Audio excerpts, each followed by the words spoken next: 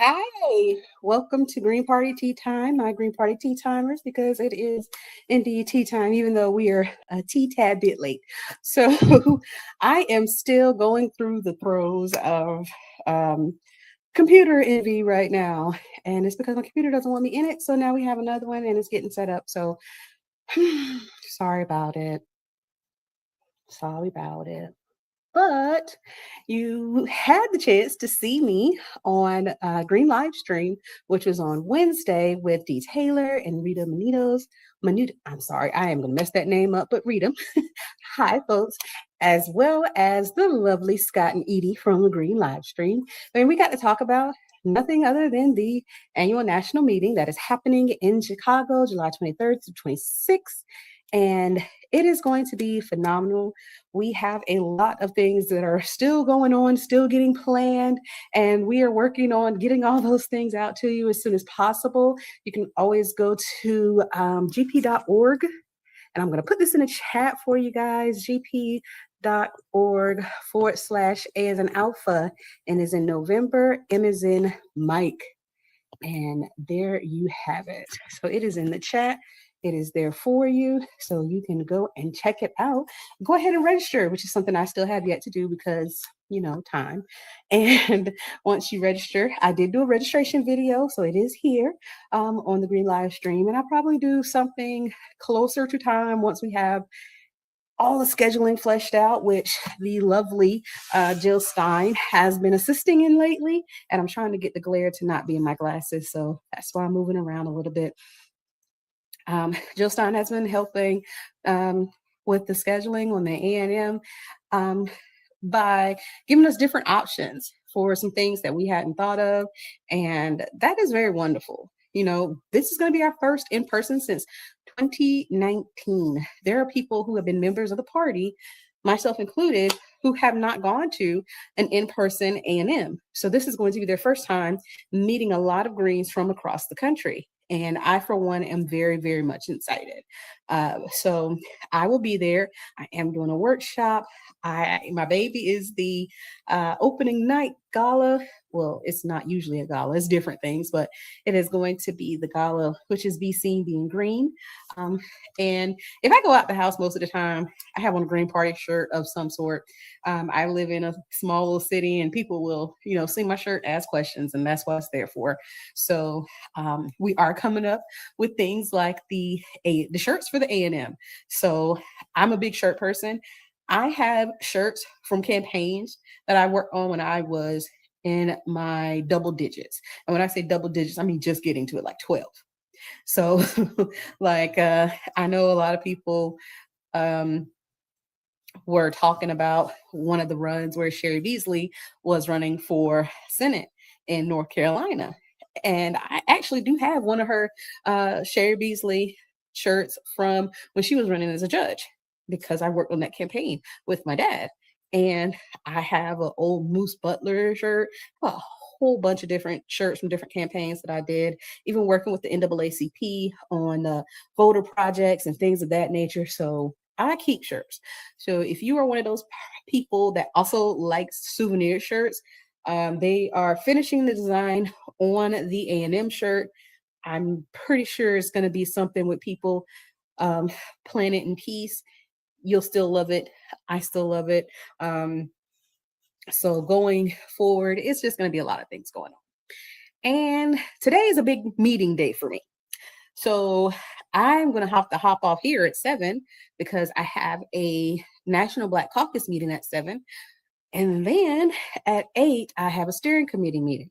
So in addition to doing the show today, spending time with my family who just got back off of family vacation that I did not get to go on because work and all the other things. Yeah, this has been a day. However, I'm looking forward to doing some things such as talk about the National Committee Corner. There are some things that are coming up for a vote very soon. So after today's steering committee meeting, I will talk about that a little bit and talk about when the discussion period is and when the voting period is, to make sure that our delegates are aware of when, how, and not why they have to vote anyway, but just when to vote, where to vote, things like that, and what the vote is generally about. And Mm, there are a lot of other things going on with the Green parties across the country. If you haven't heard, Pete Karras did an amazing job in Wisconsin as Secretary of State, winning against the ever, ever, ever puzzling Democrats who did try to get him off the ballot. And I think I said this in one place, and I'm going to say it here again. It did my heart some real good knowing that I donated that campaign. And I know that it was the donations from the people that helped him to be able to do all of these things. And it wasn't a corporate party. So corporate party did not keep him on the ballot. The people kept him on the ballot. And knowing that, I felt that my donation, no matter the size, meant something. It did something for that campaign, and that campaign, when it loses going places, it has said, hey, the people want this, and we will fight to ensure we can keep it. So I was just like in love, so much in love with what happened, even though there are other candidates out there who are getting kicked off the ballot with no recourse, such as Butch Ware all the way in California. Like, they kicked him off the ballot, and then they're just going to make it so that, oh, there's no point in having a lawsuit because, ballots are printed and, you're not going to be on the ballot anyway. So it's whatever. It's just another way that lawfare is used against third parties to keep them off the ballot. It's another reason why we need to have ranked choice voting, but not in a jungle primary. That is not how it should work, because it keeps the top two still there, and it doesn't allow you to have any other choices. It's either or. And that's the lesser of two evils argument all over again. Even if it was two Democrats, you still have to pick the lesser of two evils. Two Republicans, you still be picking the lesser of two evils. Both of those are corporate parties because they get funded by corporations. So you're going to be picking a corporate party regardless. And it just takes away, and it stings at the heart of a people-powered movement. So when you have ranked choice voting to think about in your state, and they're talking about jungle primaries, be clear about what they're asking for. Be clear about how that's going to affect your votability. Because if they're saying jungle primaries and only two winners get to go forward, say no. We want at least four. At least four moving forward, and that will allow third parties more chances. If you have to have jungle primaries, because believe me, you don't. You can still do primaries that are, based on whatever party you're with. So it could be, if you needed it to be a jungle primary for the top two people on the ballot, that's fine. But you can't just make it a blank jungle primary. That's not going to work. So if there were two Democrats, two Republicans, two Green Party, two Libertarians, two whatever the third parties are out there, that is at least other people on the ballot that I can vote for. So then when it comes to ranked choice voting, say I want to vote for, the Green, then the Libertarian, and then the Democrats and Republicans, I have that choice. The choice is still there for me. It is not taken away from me in a primary that did not really exist for my candidate. So you see the different sides of what lawfare can do for you. It can either, and this is not this is a rare case, what Pete did, rare case. You are still having people that are going out to get petitions to get on the ballot, and they have to come up with sometimes at least twice, 3 or 4 times as many signatures as they actually need, because so many will get thrown out. And I did see in one campaign, I'm not going to say anything right now because I know the person is still going through everything, but they actually, the actual total that they said from the Board of Elections was more votes than more ballots, signatures than they actually even turned in. So for instance, say that you had to get 30 signatures and they collected 60. And now the board is saying, well, you only get 20, 50 of them got thrown out. Where do those 20 other votes come from? Because if I only get 20, well, it was 10 of those. So if I put in 60, I'm only going to get 20 and 50 get thrown out. That means 70 were counted and I only turned in 60. So where are those other 10 votes coming from? Those things happen. And it's like, well, you must have miscounted because we counted right. But no, that's not what really happened. So things are happening, and it is best to remember, take some time for yourself. Um, During election years, it is very, very hard to be in the Green Party space because oftentimes people feel like their voices aren't being heard. They are feeling like, you know, I left this party and now I'm struggling to understand how this party works. Give yourself some grace, give yourself some time. One of the content creators that that I had just come across and really love their content. They do a lot of farm stuff with horses and things like that. And it was her birthday weekend. She went away for her birthday weekend, and people were leaving her nasty comments because she wasn't posting as much as she usually did, or posting things that she usually did. And the fact that she had to come off of her, vacation to these nasty comments and have to explain that somebody needs a break, it shows that we're in a consumption society where people can't just be people once they become a content creator. Once you become a part of a party, do you not deserve still time to make sure that your family is okay, to make sure that you're mentally prepared to do the things that you need to do? So take care of yourself, because if you don't take care of yourself, you're not going to be able to take care of anybody else. That's something that my aunt says to me all the time. Shout out to my aunt Jerry in VA. I love you. Um, yeah, I have to take that time, and you have to take that time. We collectively need to take that time to breathe and talk and be there for each other. And that's kind of what that Be Seen, Being Green Night is about. Yeah, we're greens, but this is just time for us to relax and be with each other and mingle and, have a little bit of fun. Because other than that, we're going to workshops to learn and watch different things and see lectures or whatever the case may be. We want to have some fun, and we deserve to have fun, because the two-party system is beating us up enough. We don't have to beat ourselves up. So I say that to say, if you find yourself in a situation in the Green Party where you're like, hey, I don't fit in here, or I don't feel comfortable here, speak out, say something. Don't just go away and leave the party. Make sure that it is noted, and find the people that you can talk to. Some people believe that you might not get along with your state party, but you can't be a part of the national. It's not always true, but you also have to think about how that works, because the national exists as a collection point for the state parties. But without the state parties, where would the national be? If all the state parties were to go away, where would they get delegates from? Where would they get steering committee members from? They would not have it. So if you're feeling some type of way, yeah, uh, we've had instances where people don't get along with their state party. It happens. But it doesn't mean that there are not caucuses and things like that at the national level that you can't still be a part of to bring in that Green Party feeling. If you're not feeling, or if your state party is not active, because a lot of people say, hey, there's only like 2 people in my state party. It's me and my spouse. Everybody else has gone to the wayside.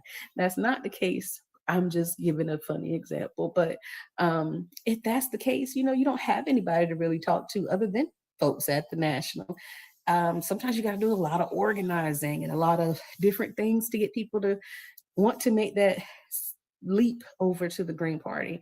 And it can be draining a little bit, I know. And I'm not trying to make this into a sad, somber show, but this show is really about maintaining your mental health, um, while also being a party member.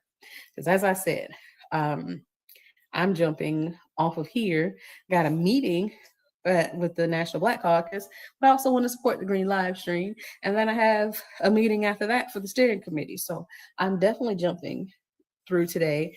I will be moving, grooving, vibing, sliding, as my good content creator, Ms. Lawrence says, to different meetings today, all about the Green Party, to make sure that it is running smoothly.